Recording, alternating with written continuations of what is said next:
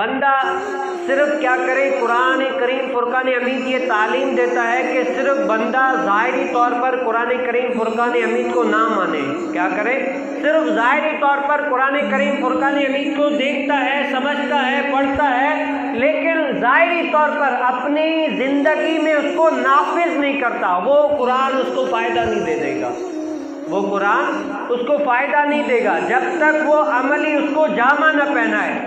دیکھیں حضور کریم صلی اللہ علیہ وسلم کو دیکھا کفار نے بھی تھا، ابو جہل جیسے کافر نے بھی حضور کریم صلی اللہ علیہ وسلم کو دیکھا، لیکن ایمان کی دولت سے مالا مال نہیں ہوا، ایمان نہیں لے کر آیا۔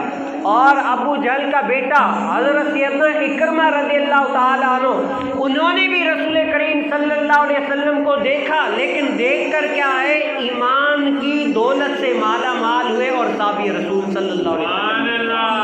مطلب کیا ہوا کہ رسول کریم صلی اللہ علیہ وسلم کو صرف دیکھنا کمال کی بات نہیں ہے، جو رسول کریم صلی اللہ علیہ وسلم نے فرمایا ہے نا، ان کو عمل کرنا، ان پر اپنی ظاہری زندگی میں ان کو ماننا، اور جو رسول کریم صلی اللہ علیہ وسلم فرمائے اس کو عملی جامہ پہنانا، یہ فائدے مند ہے۔ اسی طرح آج ہم قرآن کو پڑھتے ہیں، ان کے اوپر جو ہے نا ظاہری طور پر دیکھتے ہیں، چونگتے ہیں، لیکن ہمارا یہ قرآن کو پڑھنا یہ ہمیں فائدہ نہیں دے گا۔ ظاہری طور پر تو ثواب ملے گا، لیکن ہمیں صحیح طریقے سے فائدہ نہیں دے گا۔ کیوں؟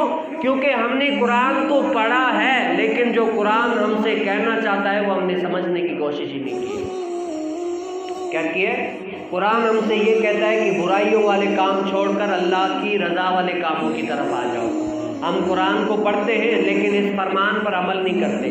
قرآن کہتا ہے کہ اللہ اس کے رسول کی طرف آؤ اور ان کی فرما برداری کرو۔ ہم اللہ اس کے رسول کو مانتے ہیں لیکن ان کے فرامین پر عمل نہیں کرتے۔ قرآن ہمیں یہ کہتا ہے کہ صرف پڑھنا کمال کی نہیں ہے، قرآن کو پڑھ لیا اس سے بڑا کوئی تم نے تیر نہیں مارا۔